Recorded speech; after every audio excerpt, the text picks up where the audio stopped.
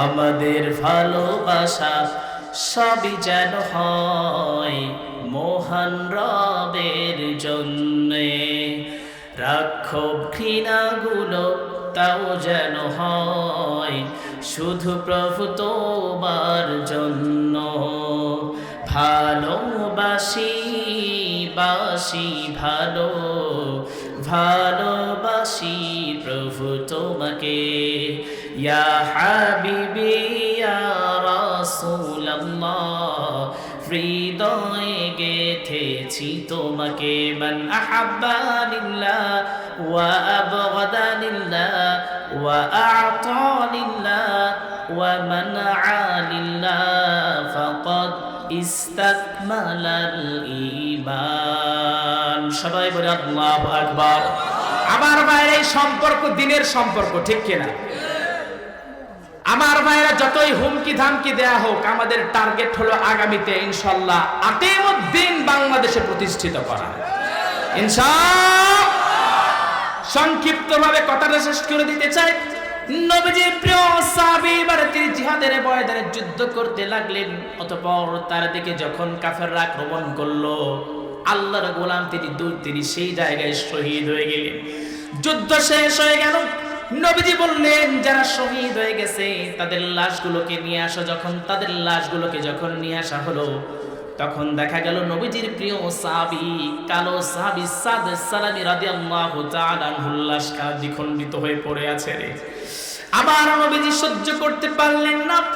নবীজি একবার মুস্কি হাসছেন, একবার তিনি কান্না করতেছিলেন। সাহাবীরা বললেন, এমনটা কেন করছেন হে রাসূল? নবীজি বললেন, শোনো, কেন করছি? এই জন্য করছি, আমার সাদ দুনিয়ার একটা আনন্দ থেকে সে বঞ্চিত হয়েছে, বিবাহ থেকে বঞ্চিত হয়েছে।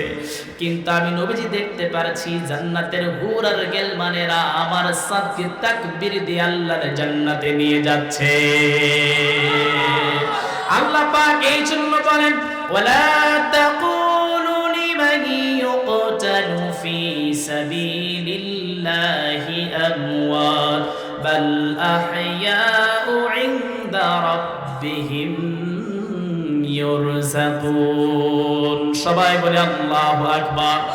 যারা আল্লাহর রাস্তায়, যারা আল্লাহর জমিন, আল্লাহর দিন কায়েমের জন্য মৃত্যুবরণ শহীদ যারা জীবন দেয়, তাদেরকে মৃত বলো না, তারা হলো শহীদ। তারা আমি আল্লাহর কাছ থেকে রিজিক প্রাপ্ত। আল্লাহু আকবার। আমার ভাইরা, মুফাসসির আল্লামা দেলাওয়ার হোসেন সাঈদী রাহমাতুল্লাহি আলাইহি, তাকে যখন ফাঁসির রায় দেওয়া হয়েছিল, তখন আমার মায়ের আপন খালাতো বোন, তার ছেলে ছিল, সংক্ষিপ্তভাবে বলছি, তার ছেলে ছিল, নাম ছিল মাহফুজ। আমার মনে হয় আমাদের ওই জায়গায় ইতিহাসের স্বর্ণাক্ষরে ওর নামটা লেখা থাকবে। ছেলেটাকে ধরা হলো, বলা হলো পিকআপ ভ্যানের উপরে তুলে বলা হলো, কেন তুমি আসছো? ছেলেটা বলল, এই জন্য আসছি, আমি একজন কোরআনের মুফাসসির, কোরআনের পাখির এই রকম রায় আমি মেনে নিতে পারি না। তখন তাকে ভোট দিয়ে পাড়ানো হলো, পিকআপ ভ্যানের উপরে পাড়ায়া আত্মরা বসছে। এরপর এই ছেলেটাকে দিয়ে গুলি করে ছেলেটাকে হত্যা করা হয়েছে। ওর সঙ্গে আমি খেলাধুলা করতাম।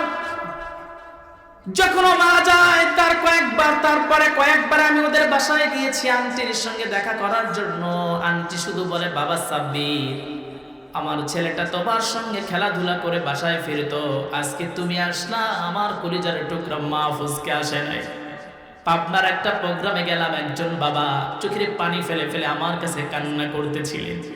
বলছিলেন, হুজুর, আপনার মতো দেখা যায় এমন একটা ছেলে আল্লাহ আমাকে দিয়েছিলেন, ক্লাস 9-এ মাদ্রাসায় পড়তো। দেলাওয়ার হোসেন সাঈদী রাহমাতুল্লাহি আলাইহির এই রায়টা তিনি মেনে নিতে পারে নাই। আমার ছেলেটাকে ধরে নিয়ে গিয়া রাস্তার উপরে ফেলে দিয়া আমার ছেলেটার মাথার উপরে ইট দিয়ে আঘাত করে করে মাথাটাকে থেতলে দেওয়া হয়েছে। আমার ভাইয়ের, আমার বন্ধুগণ, এই যে আমরা 5 আগস্টের আগে যে বিজয়টা আমাদের হয়েছে, আপনি কি মনে করছেন এই বিজয়টা এমনি হয়েছে? এমনি হয়েছে? আমি তো মনে করি এই বিজয় হয়েছে এই সকল সন্তানকে হারানো মাদের চোখের পানির বদদোয়ার কারণে। সবাই বলেন ঠিক কি না? আমরা আগামী দিনে আর কোন ফ্যাসিস্টকে বাংলাদেশে দেখতে চাই না মুসলমান। সবাই বলেন ঠিক কি না? আল্লাহ পাক আমাদের কবুল আর মঞ্জুর করে নেন, সবাই বলেন আল্লাহুম্মা আমিন। আমার কখনো অভ্যাস নাই যে আমি কখনো কোনো আলোচককে বসিয়ে রেখে কথা বলি, আর আমি তো অত্যন্ত আনন্দিত আজকে। আমি তো জানতাম না, মানে আমি জানতাম যে ভাইকে আসলে ইনভাইট করা হয়েছিল, যাই হোক সঙ্গত কারণে ভাইও আল্লাহ পাকের আসলে ইচ্ছা, ওনার রিজিক আছে এখানে, উনি আপনাদের কথা শোনাবেন বলে ভাইও চলে আসছে, আলহামদুলিল্লাহ।